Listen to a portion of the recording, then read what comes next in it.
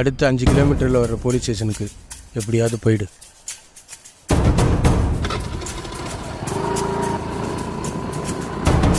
என் உயிர் போகிற வர நான் அவனுங்களை சமாளிச்சிடுறேன்.